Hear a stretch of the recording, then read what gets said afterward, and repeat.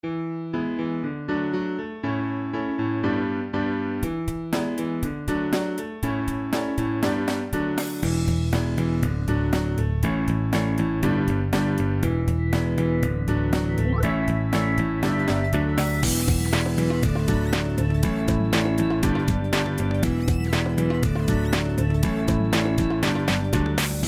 for Design Recipes is provided by Trunk Club, making sense of style. On this episode of Design Recipes, it has been a year of devastating storms, hurricanes destroying homes, displacing residents. Do you know how to prepare for an emergency? On this episode of Design Recipes, we have the 411 on household must-haves. Then, our mortgage expert, Ace Watanasuparp of Citizens Bank, has the information on financing in case you need to rebuild after a storm. And Design on Parade, we take you inside the first ever Brooklyn Heights Showhouse. And it all starts right now. Welcome to Design Recipes, everyone. I'm Cathy Hobbs. There is a reason why I am standing underneath an electrical pole. When disaster strikes, perhaps it is loss of power that concerns you. Maybe, possibly protecting your home, or perhaps just the uncertainty. Given the recent natural disasters on this episode of Design Recipes, we're going to help you prepare for a storm and protect your home. Hurricane Harvey devastating Texas. Irma causing damage in the Caribbean and Florida. Maria crippling Puerto Rico. What is the best way to prepare for a storm? We wanted to find out. These days, nearly everything one might need relating to storm prep can be found amongst these aisles. So here we are inside Lowe's. It is absolutely massive. I have no idea what to get, so it's time for me to talk with an expert. Hi, I'm Cathy. How you doing? My name is Chris. Welcome to Lowe's. How can I help you? We're in the middle of storm season. Yes. Hurricanes. Yes. Winds. Yes. And a lot of people want to be properly prepared. So we're curious about some of the must-haves for the home. All right. Well, you're in the right place. Let me show you what we have. Okay. All right, Cathy, let's start with the basics. Everybody needs a flashlight. A necessity. For this time of year and for this area, absolutely. I never know what to look for in a flashlight, and every single time the lights go out, it's dim, and it's not really giving me bright illumination. Right, right. Well, nowadays, most flashlights come as LED, or lighted emitting diode. Oh, I didn't even know which that. Is, it's efficient, so in most cases, everybody uses them for their light bulbs at home. And is it brighter? Absolutely. So it's much sharper light, and it's going to really light up your area wherever you're looking to light up. This says 320 lumens. That's a lot. Correct. For a flashlight, that is a good amount. That's roughly about a 40-watt bulb tucked in that little tiny flashlight. Nice, nice. Well, let's go to the next section. All right.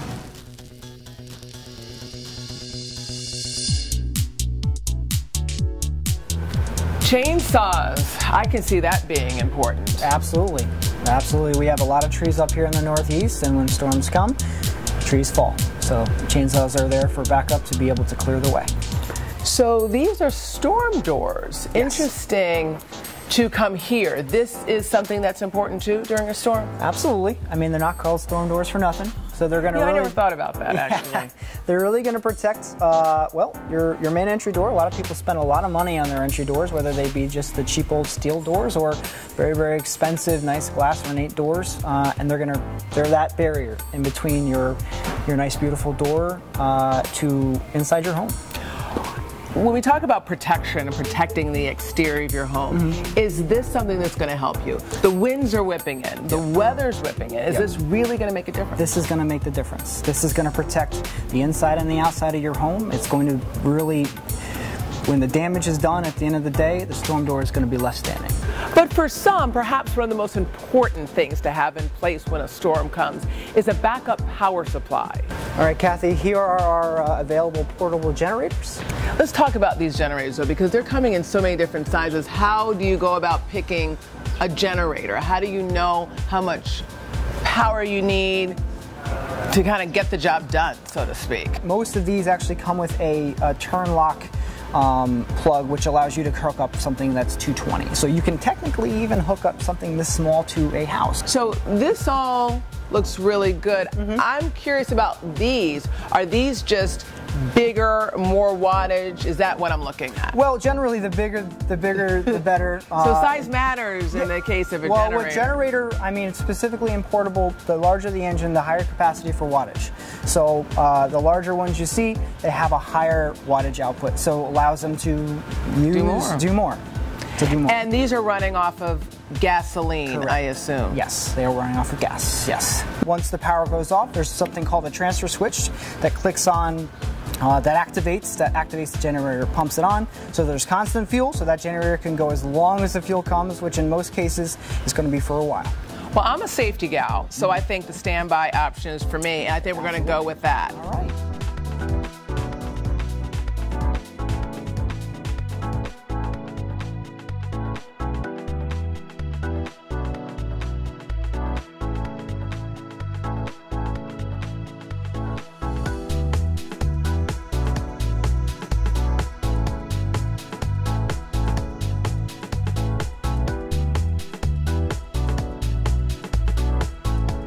So many choices, so many things to think about as it relates to storm prep.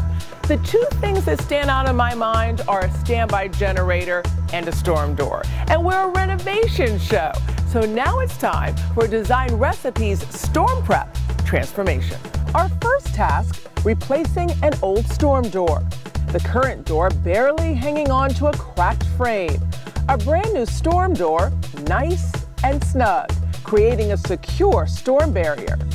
Now that our storm door has been installed, only part of our Design Recipes transformation is in place. We're still missing the main attraction, a standby generator, to help make sure that when the power goes out, the lights stay on. Hi, I'm Kathy. Hi, I'm Jeremy. Well, I'm so glad you're here. We are doing a storm prep story, and you're kind of the star of the show because you have the generator with you. You have a standby generator here, right? Yes, automatic standby generator. I think the main thing to get started is to pick a location. So let me take you guys down and go to the back of the house. Yes, perfect. All right, guys, I'm going to take you to the back of the house and then over to the side, which we think is the perfect generator location. So we've settled on the location. What about the position of the generator? Because we want to make sure that any exhaust isn't going towards the property, but away. Yes, the exhaust, if we position the generator like this, so the hood lifts up like this, then the exhaust of the generator will go out towards the road and the sound will leave your backyard. Perfect. All your pipe and your propane lines will be back here hidden behind the generator and protected from somebody walking into them or damaging them. So this sounds like a great location. And let's talk about the location for just a brief second. We are about 10, 12 feet from propane tanks. Is that critical when deciding the location? Definitely. Of a generator? You need to be 10 feet away from a propane tank. You need to be 5 feet away from a window and 10 feet away from an air conditioning unit. And why is that? Is that because it could be an ignition source for fire? From the propane, the spark, that could be a problem from the generator because it starts. So they're concerned about the tanks being 10 feet away. The AC, they just don't want it sucking it in. So if you are looking to have a standby generator at your home, you actually definitely need the space in order to be able to place it in a proper and safe location. Correct. Before we can get our generator installed, we need to properly prep the site.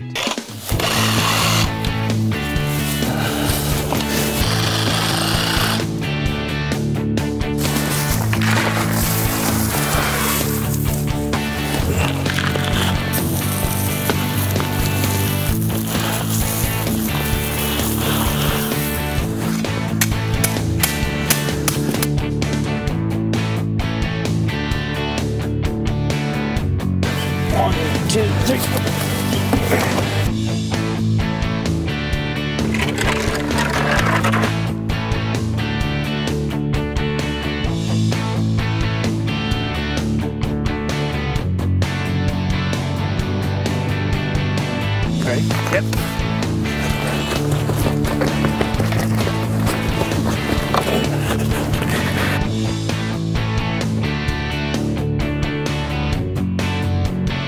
Now that our generator is in place, the real work is really getting underway. Actually digging a trench in order to lay a pipe that goes from the generator inside the house.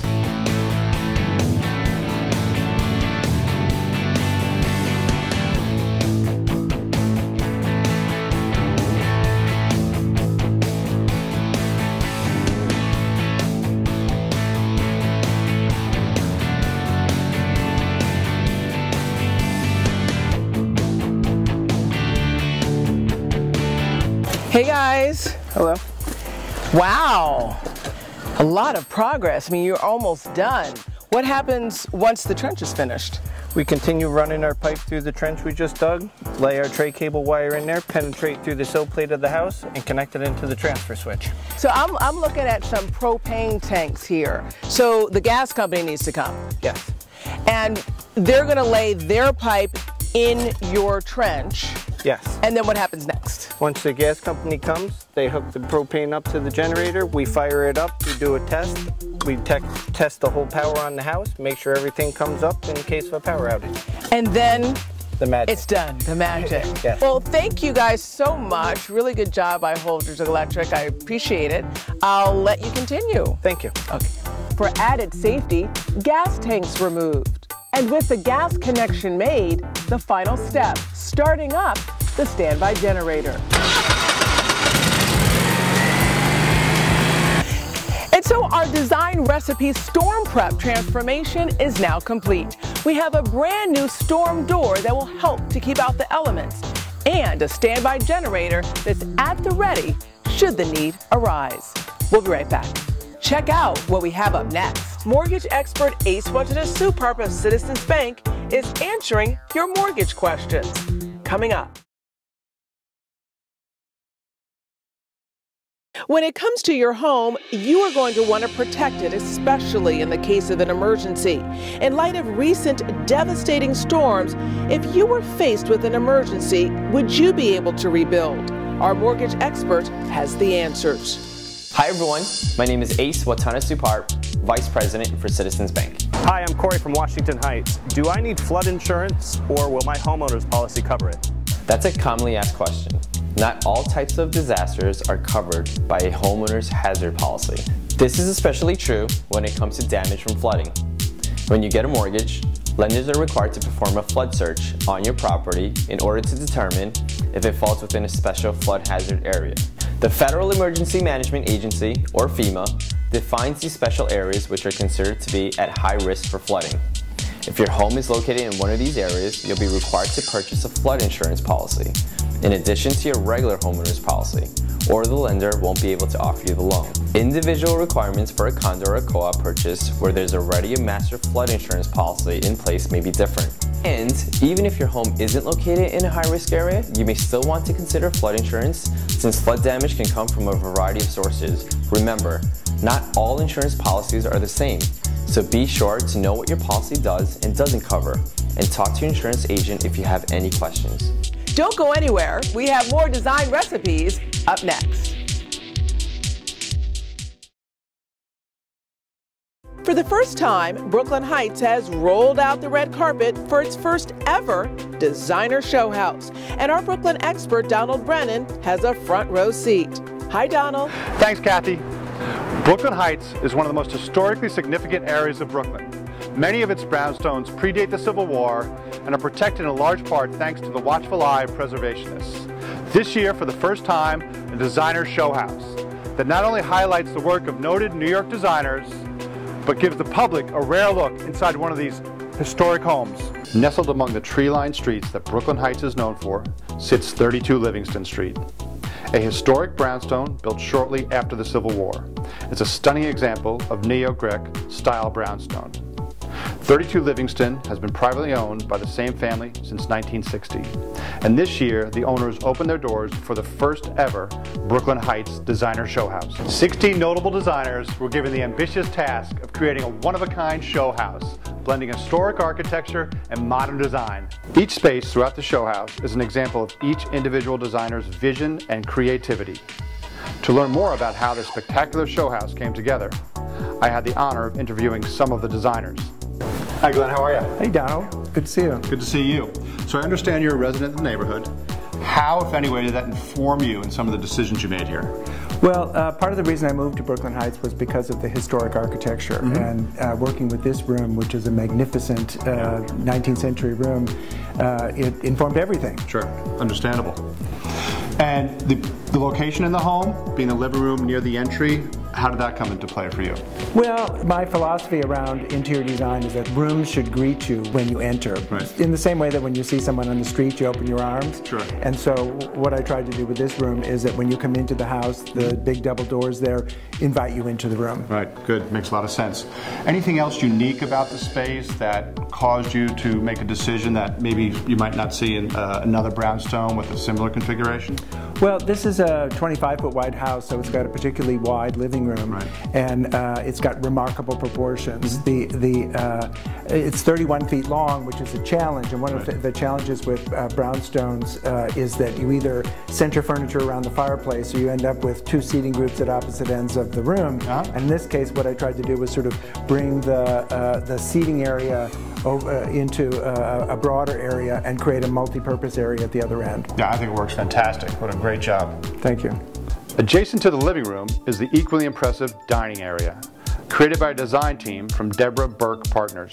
Hi, Kiki. Hi, Donald. How are you? Good, how are you? Very well, very well. So this space is typically used as a formal dining room in most brownstones. You've decided to do something a little different. Can you talk about your design philosophy, about your decisions here? Sure. We were really excited to get the dining room, but we wanted to approach it in a little different way.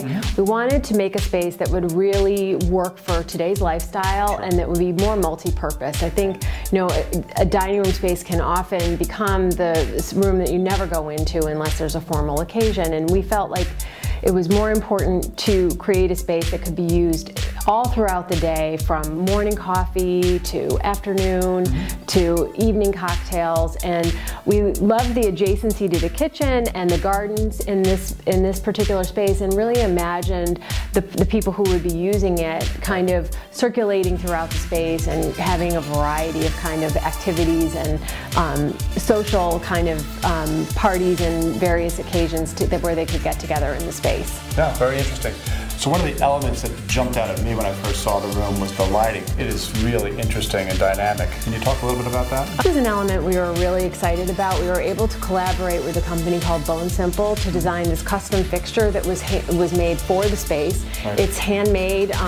It incorporates string and macrame and hand-dyed elements to create, I think, a chandelier that's really dynamic. It solves the lighting problems in a space that you have like that, in that you can have the pendants at different heights and different points to really light the room holistically without resorting to punching holes in this beautiful historic ceiling. Sure, yeah. Very visually interesting and extremely functional, especially with the adaptability. Absolutely, and I think very dramatic and very appropriate for a space that we hope will be used for entertaining and also kind of create an intimate, cozy scene for every day as well. Yeah, extremely well done. Nice job. Thank you. Thank you so much. Boasting an impressive 4 floors, the top floor could have been a discarded space, but it is made useful as an expansive family room. Hi, Jennifer. How are you? Hi, Donald. So, can you tell us a little bit about the space before you even started your work in here? What did that look like? I can. This space was a largely forgotten space in the house. It was as light as this room is. It was as dark. The walls were painted varying shades of turquoise and black, and the floors were burgundy and black. And things were just in poor repair in general. Yeah. And then there was, most importantly, there was a big sauna right here where we're standing right now. And it was a storage room. Right, sure. So your vision for the space, what was your philosophy behind the design decisions here? Well, I think this entire house is a very grand, formal house. I would say it was like putting a puzzle together. It was mostly a pragmatic decision because the walls were in really terrible shape and the ceiling was also in terrible shape.